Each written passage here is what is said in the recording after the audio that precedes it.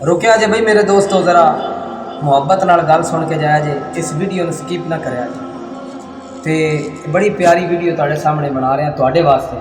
बड़ा ही प्यारा शेर है, बड़ा ही प्यारा शेर है।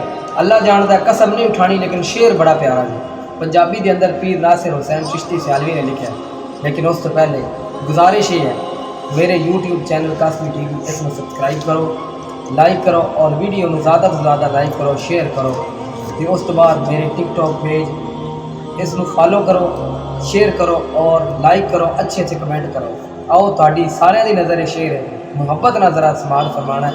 ये तुहाडे वास्ते मैं शेर लैके आया कि आशिक रोज़ा हुजूर दा वेखने लई 1.25 लाख कुर्बानियां दे छड्डदे, करम जदों लजपाल फरमाउण लगदे, मुश्किल विच आसानियां दे छड्डदे, मुश्किल विच आसानियां दे छड्डदे।